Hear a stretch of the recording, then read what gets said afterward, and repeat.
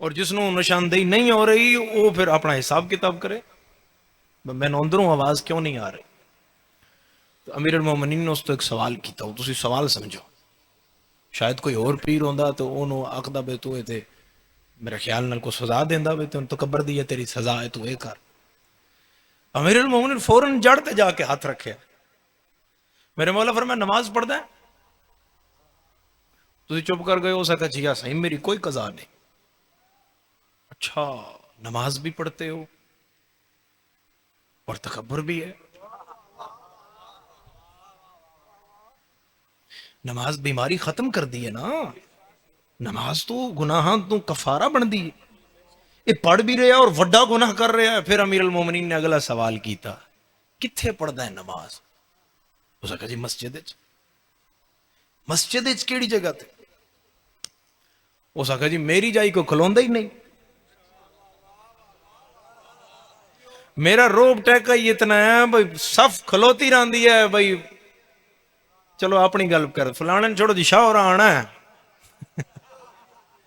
شاہ آنا ہے تو اتنے کھلونا ہے، تے میری جگہ تے کوئی کھلوندا نہیں، تے جب تک میں آواں نہیں مسیح چو انج باں تھلے کردا تے اس ویلے تائیں تے امام صاحب کھلوندے نہیں، تو میں بالکل میری جگہ اول صف وچ ہے۔ ہن میرے مولا بیماری نپ لئیے، ہن میرے مولا دوائی دسن لگے ذرا بیدار ہونا۔ امیر فرمایا آج کے بعد اول صف میں نہ پڑھو، حتیٰ کہ اول صف دی نماز دا زیادہ ثواب ہے۔ امیر فرما رہے ہیں سب تو آخری صف وچ پڑھ۔ اس کا مولی دی وجہ کیا ہے؟ میرے مولا فرمایا جب کسی مزدور کے پھٹے ہوئے پاؤں میں تمہارا سر آئے گا تو میں اندر سے آواز آئے گی، آگے والے کا بھی وہی رب ہے، پیچھے والے کا بھی۔ سلامت رہو لالی صاحب، مل کے بولو سارے حیدری علی علی۔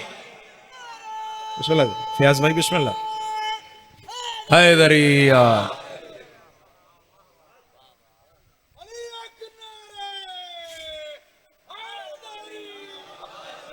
نماز اس مالک نال گفتگو دا نا ہے۔ پھر میں ایک نماز تھی ایک اور پڑھدا، وہ ذرا سخت روایت ہے، اس کی میں معاف بھی کرنا، پڑھ دے نا۔ بندہ آیا اس آخیا مولا میں کو منت منی آئی میرا ایک کام ہو جائے تو میں کتے نال روٹی کھا سکتا۔ میری فرمایا سوچ سمجھ کے کوئی منت منیا کرو، تک ہوندی ہے، کوئی گل دا کوئی حساب کتاب ہوندا۔ خدا تے اشرف المخلوقات بنایا ہے، انسان بنایا ہے، تو منت من لئی میں کتے نال کھا سکتا۔ ہو سکا جی مننی ہے پوری تے کرنی۔ امیر فرمایا بستیاں پھر کوئی ایسا شخص ڈھونڈو جس نے 3 دن نماز نہ پڑھی ہو۔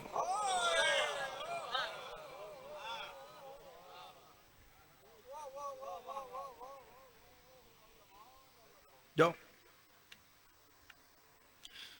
صرف تیرا مذہب ہے جتے لاجک ہے ہر چیز دی، ہر گل دی کوئی نہ کوئی کہانی ہے، پیچھے کوئی نہ کوئی بات ہے۔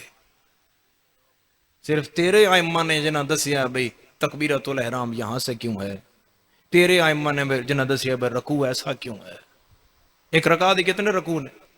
بولو ایک رکوع ہے نا، اور سجدے تسی بولو سجدے 6 مالک تو پوچھا گیا سجدے 2 کیوں ہیں؟ سوال دیکھو، مولا میں جو عبادت کر رہے ہیں میں نے اس دی لاجک دیو، تھوڑے نانے 2 کروائیں، تھوڑے دادے 2 کروائیں، تسی 2 سجدے کروا رہے ہو مگر 2 کیوں ہیں؟ تو میرے مولا نے فرمایا جب پہلے سجدے میں تسبیح کر کے سار اٹھاتے ہو تو یہ تمہیں اس بات کا اشارہ ہے کہ تم اسی مٹی سے آئے ہو۔ ہن جدن تھوڑی دیر تو بیٹھدا ہے، بیٹھ کے تو استغفار کردا ہے اور پھر دوسرے سجدے سر رکھدا ہے، تو جرا سر تیرا پھر مٹی ال جاندا ہے، تن تنبیہ ہو رہی ہے بے تو اسے مٹی وچ جانا ہے۔ میری پوری مجلس ایک طرف، میری پوری مجلس ایک طرف، میری پوری مجلس ایک طرف اس وقت تک دی پڑی ہوئی، اور ایک جملہ ایک طرف، جرا سمجھے گا میں سمجھاں گا میری مجلس مکمل ہو رہی ہے۔ میرے مولا فرمایا آنا بھی مٹی سے، جانا بھی مٹی سے، اور میرے مولا فرما رہے ہیں اے بندہ مومن جو 2 سجدوں کے درمیان استغفار ہے یہی تو تمہاری زندگی ہے۔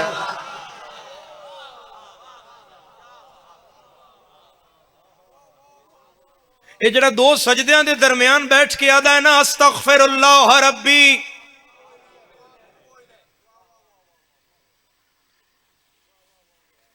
یہ جڑا اپنے گناہاں تے نادم ہوندا ہے نا، یہ جڑا گناہاں دی معافی منگدا ہے یہ تیری زندگی ہے. یعنی ساری پوری زندگی کسی دی 90 سال دی ہے، کسی دی 100 سال دی ہے. پیچھے پیچھے جاؤ نا اپنے بزرگان نو ویکھو تو کیسی کیسی زندگی انہاں پائی. ہن تو معاملہ 50-60 دے نیڑے بھی نہیں جا رہا. تو ساری زندگی اتنے سالاں دی امام اس نو کس نال تشبیہ دے رہے؟ صرف اس وقفے نال جڑا 2 سجدیاں دے درمیان ہے.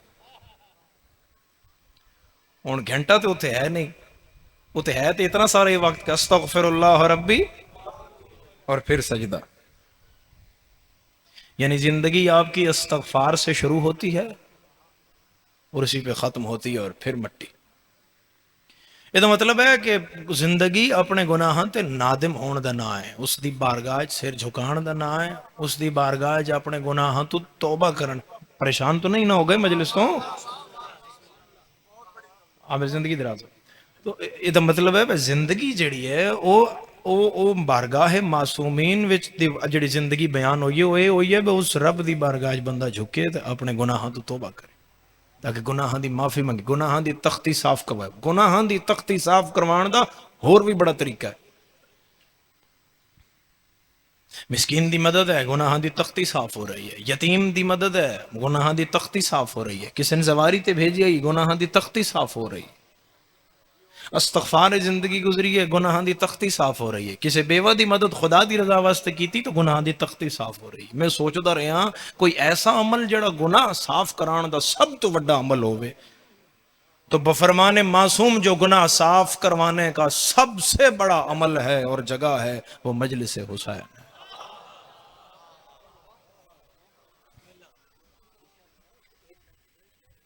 میں نے ویکھنا میرے محترم، گناہ صاف کروان دی سب تو بڑی جگہ کیڑی ہے جناب؟ مجلس. اس نو ذریعہ نجات کیوں آکھیا گیا ہے؟ نجات دا سامان اس واسطے آکھیا گیا کہ اتھے بندہ آوے اور اپنی عاقبت ٹھیک کر کے جاوے. او دا طریقہ کیا ہے؟ میرے مولا نے فرمایا من بقاء علی الحسین. اتھے عزاداری دے بھی درجے نکل آئے. تہاڈا اور میرا مقام برابر نہیں، تسی میرے تو بلند ہو. بفرمان معصوم اگر اس عزاداری دا درجہ بنایا جائے تو حسین ابن علی دی عزاداری وچ میرے مولا سب تو پہلے تہاڈا ذکر کیتا ہے، من بقا، جو حسین پر روئے. دوسرا درجہ او اب کا، جو حسین پر رلائے. اور تیسرا درجہ او تبا کا، جو رونے والی، ماشاء اللہ رونے والی شکل بنائے. وجبت لہ الجنہ، اس پر جنت واجب ہے. ہن میرے مولا نے فرمایا کہ کتنے کی معیار ہے؟ آنسو جڑا ساڈے اکھ چوں نکلے گا، میرا مولا یہ جے گناہ بخشوانا ہے اساں اپنا، میری جے 70 سال دی زندگی گناہ نال بھری ہوئی ہے، میں معصوم تے نہیں. مثال ہے تو ائمہ دی بارگاہ سوال کیتا اگر تواڈے دادے مظلوم دی مجلس وچ آ جائیے تو مولا یہ گناہ بخشوان واسطے 50 آنسو ضروری نے؟ فرمایا نہیں. مولا 25 آنسو نہیں، مولا 10 آنسو نہیں. کردے بات اتھے آ گئی کہ تیرے 6ویں مولا نے فرمایا کہ ایک مچھر کے پر جتنا آنسو.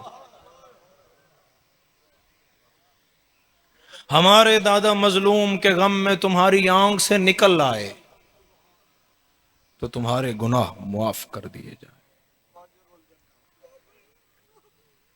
ایک مچھر دے پر جتنا آنسو. ہن میں تورے اگے سوال کر رہے ہیں میرے سردارو کہ میں اپنا فون مثال ہے یا میں اپنی گڈی اتنے کسی دے حوالے کر کے جانی ہوئے تو میں لالی صاحب نو فیاض بھائی نو کئی دفعہ آکساں بھئی بندہ کوئی ایسا قابل اعتبار لبو جڑا میری گڈی میں کل واپس انجی کرے جو میں دے کے جا رہا ہوں، کیونکہ میں امانت دے رہا نا. امانت دین لگے ہاں تے بندے دا ایمان پرکھیا جاندا ہے. میری کی حیثیت ہے سوائے ذاکر حسین ہون دے؟ سر کوئی اوقات ہے نہیں نا. جڑی عزت ہے وہ لفظ نام نال جڑا ذاکر لگے اس دی وجہ تو ہے. ایک ذاکر دی امانت رکھنی ہوئے تے بندے ایمان پرکھ دین. خدا جناب زہرا دی امانت تیری اکھ وچ رکھی ہوئی. اے جڑا آنسو ہے تہاڈا نہیں ہے، جب تک کہ پانی تیری اکھ وچ ہے تیرا ہے، مگر ہونے غم حسین وچ نکلے اور تیرے رخسار تے آ گیا ایتھے پہنچا ہے، ہونے تیرا نہیں رہا. ہن رسول دی دھی دی امانت ہو گئی. خیانت بھری دنیا میں جس نے امانت زہرا ہماری آنکھ میں رکھی ہوئی ہے، اور آنسو بھی ساڈا اپنا، ساڈی اکھ وچوں نکلے ہوئے آنسو غم حسین دا اور بخشش ساڈے گناہاں دی. آیت اللہ تقی بہجت تو کسے سوال کیتا، بہت بڑی روحانی شخصیت.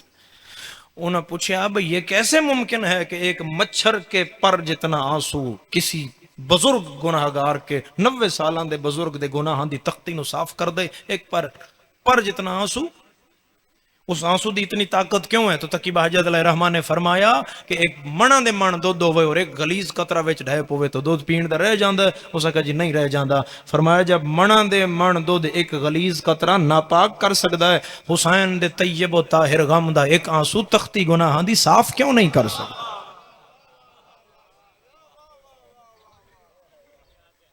اور تاکید ہے تو جدو عموماً علماء کول جاندے ہو، بڑے بڑے جید شخصیات کول، تو انہوں کو مومنین پوچھ دیں نا فون کر کے، عاملین کو پوچھ دیں کوئی عمل دسو بھیا پریشانی ہے، پوچھ دیں نا، میں تو عمل دس دینا یار، میں امام دے حکم تو دس دینا یار. میں امام کول بندہ آیا، اس نے کہا مولا مفلسی ہے، غربت ہے، گھر کھان دے نہیں، پین دے نہیں، اے مسئلہ ہے، اے پریشانی ہے، اے بیماری ہے، فاقہ.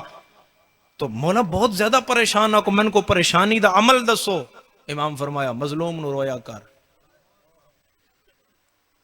انہوں بات نہیں پہنچی، اٹھیا کول آیا، اس پیری ہاتھ لا گیا کہ مولا میں کیڑے مظلوم نو رواں؟ امام فرمایا انہوں رویا کر جنوں بہن